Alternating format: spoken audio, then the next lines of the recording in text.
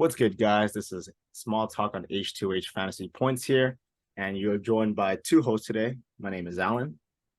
This is Anson, and today we're gonna be talking about the tiers for 2024 NBA head-to-head points. In this video, we're gonna be covering tiers 1 and 2, and follow us because we're gonna be dropping tiers 3, 4, 5. Make sure you guys subscribe. Yeah, sounds good. And you are listening. You're talking to two fantasy rings. We have two rings. Me and Two Anson. two out of our 3 years. Yeah, so me and him, we both won. So we know what we're talking about, right? Don't even worry. You're in good hands here. But so let's get started. We have Jokic as the number one player in fantasy. Really, no debate there. That's very obvious, right? If you guys want to say something about it, go ahead. But I'm not gonna listen to you guys because we have rings and you don't. I'm just kidding. But Jokic is definitely the first pick in any draft. I feel like in for the ESPN points, this guy is indestructible. Does not get injured, right? Put some crazy numbers. The gap from him to the next player is maybe like 2-3 fantasy points away, which is a lot, right? So Jokic is definitely the number one pick, followed by three more close players, but they are still behind Jokic. I have Luka, Giannis, and where's Embiid? Embiid. So Luka, young superstar in the making, definitely having a great fantasy output last year. Right, this year he is playing alongside Kyrie, but I don't think that should impact him as much as people make it out to be. So Luka is definitely a top as a tier one player in fantasy.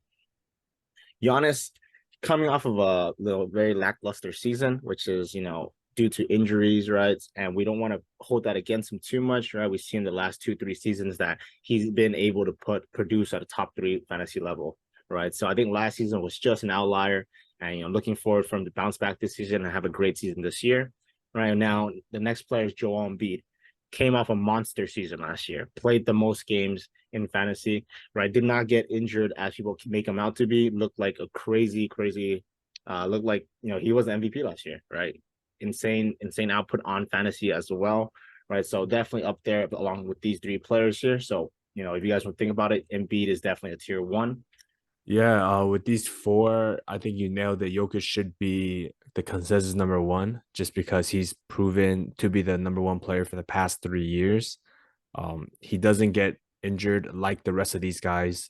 Luka, Giannis, and Embiid has a bigger injury history than Jokic, so I think Jokic should be he stands out among these top four guys.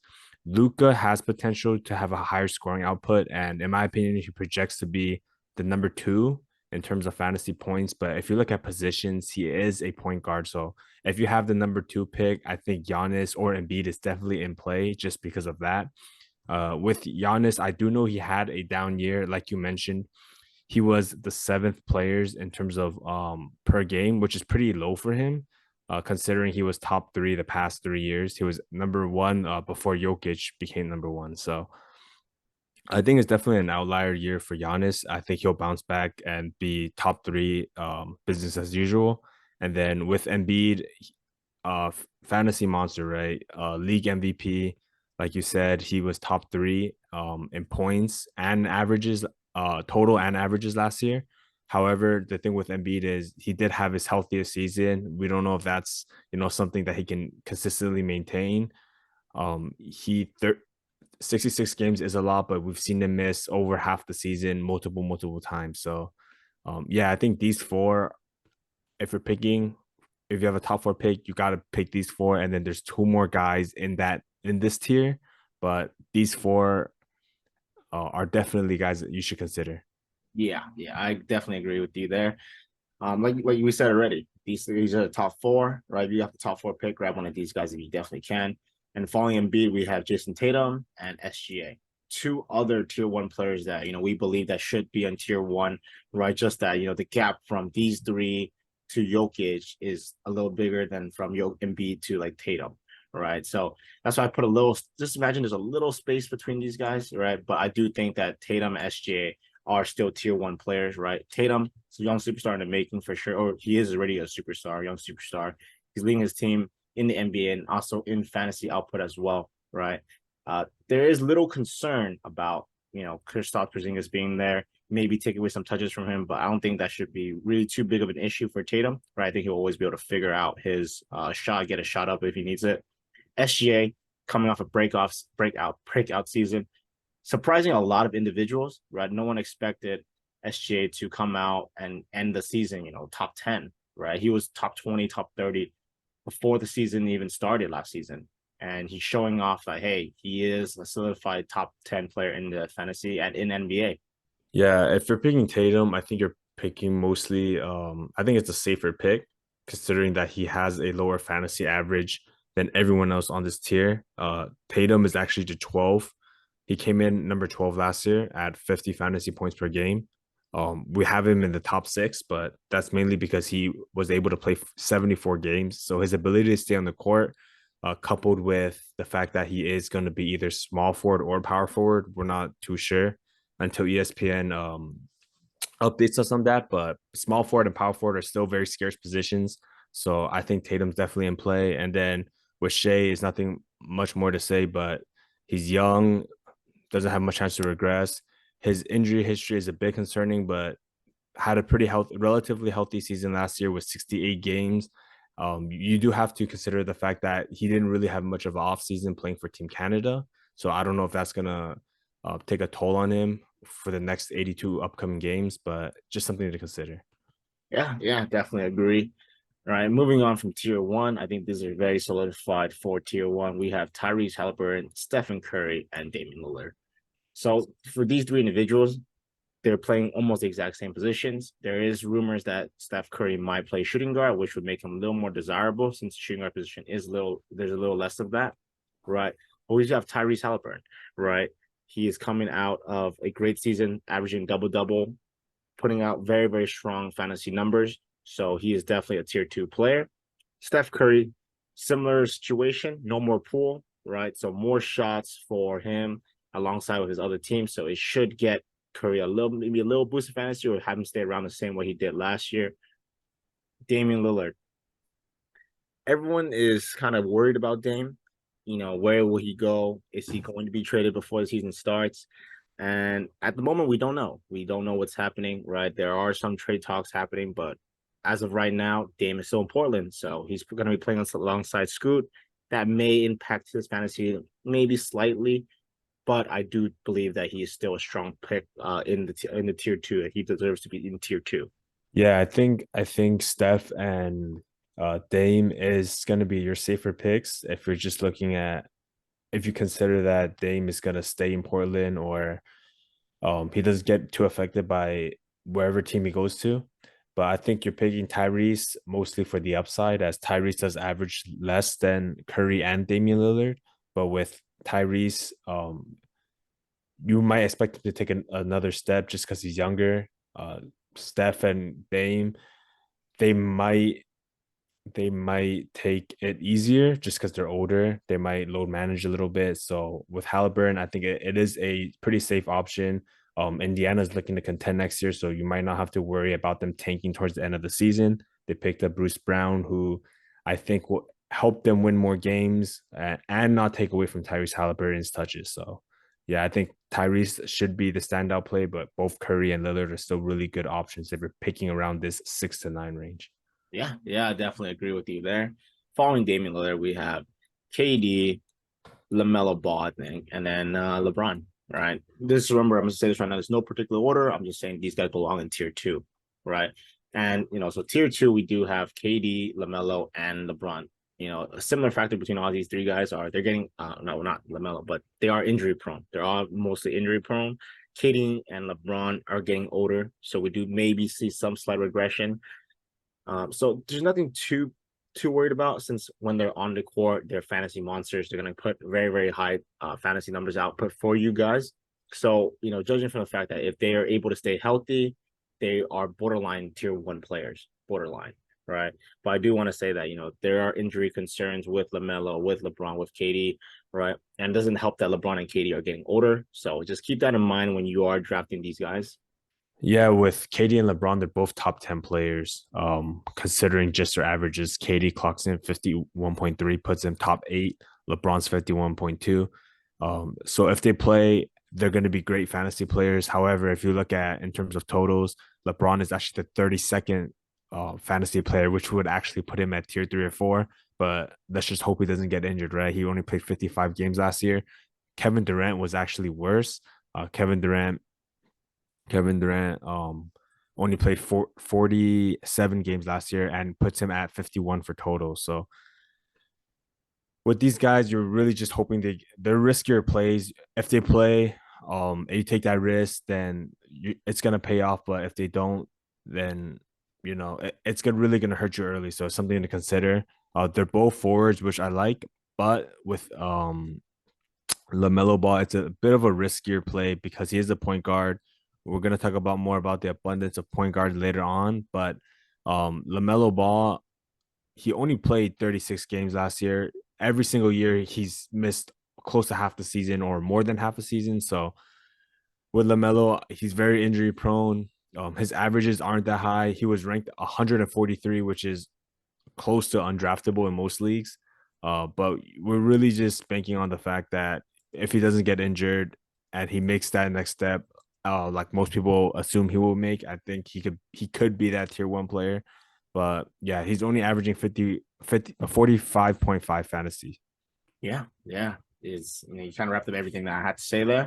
So moving on from LeBron, we have AD, Sabonis, and I would say either Trey or I would say Trey for now. So talking about the next three, we have AD, who's also another big that is injury prone. So we do have to worry about that. But when we can see what he can do on and off the court, I mean on the court in fantasy and in the NBA. So when he's playing, top 5 player easily. When he's healthy, he's top 5. But the idea is that he can't stay healthy. We haven't really seen him play too many games besides last season, where he did have a pretty okay season where he played more than expected, right? So keep that in mind when you're drafting AD, LeBron, LaMelo, or KD. Just that these guys can and will get injured, right? Moving on from AD, we have Sabonis, who is, I would say, almost the opposite of AD, right? Really great fantasy output, not as good as AD, but he will play more games than AD, right? So there's not too much to say about Sabonis. Looks like he's going to have another great season in fantasy and in NBA, right? Trae Young. Trae Young has been kind of falling off slowly. He used to be, a tier 1 player, but after DeJounte came in, and then we could kind of see how they weren't really, meshing well. It kind of took an impact on his fantasy value as a player.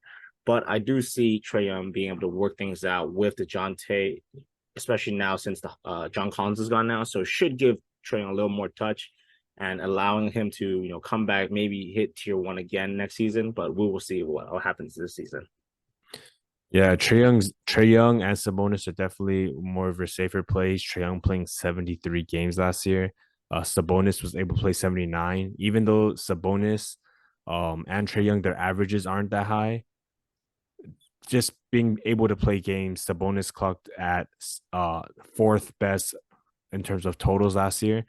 He was only 15th and he only averaged 47, but just his ability to play on the court made him a top 5 fantasy players in terms of totals. And Trae Young, he was ranked at 20 last year, which wouldn't put him in this tier. However, playing 73 games, he was able to clock in at number 8 last year in terms of totals. And then we talk about Anthony Davis, who's really, like you said, just a complete opposite of these two players. If he plays, great, because he was a top 4 fantasy player in terms of average last year, better than tier 1 guys like Giannis and Shea. It's just that Anthony Davis, he even had a relatively healthy season compared to his past 5 years, and he only played 56 games.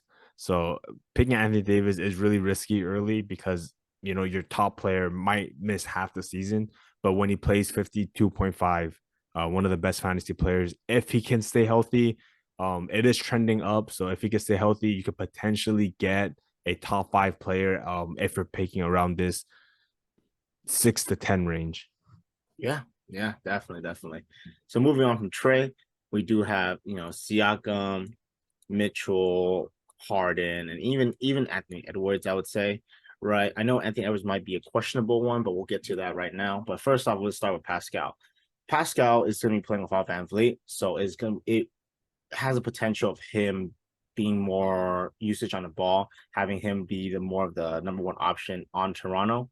Right, there is Schroeder now. Schroeder was looking really, really good during FIBA, so that may stop him from having that much of a jump. But I wouldn't be so sure about that because I still think that Schroeder's role in the FIBA and Schroeder's role in NBA are completely different, right? Especially when in Toronto, when there's Pascal as your teammate, he should be getting the ball a majority of the time because he is going to be the number one option, right? So I do see a potential jump in Pascal. Ryan Mitchell, not much to say about Mitchell. Nothing's really changed on the Cavs. Still the number one option. Still looking to have a very, very strong fantasy output this season, right?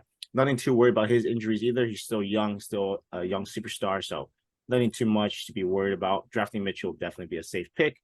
And now we have Mr. Controversial, Mr. Controversy over here, James Harden, the beard.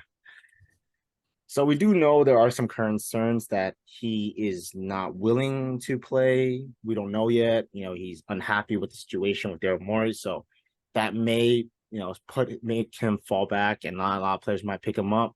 But however, I want you guys to remember when he is playing, though, he is arguably, top one, tier one, not top one. Holy crap. No, not top, tier one.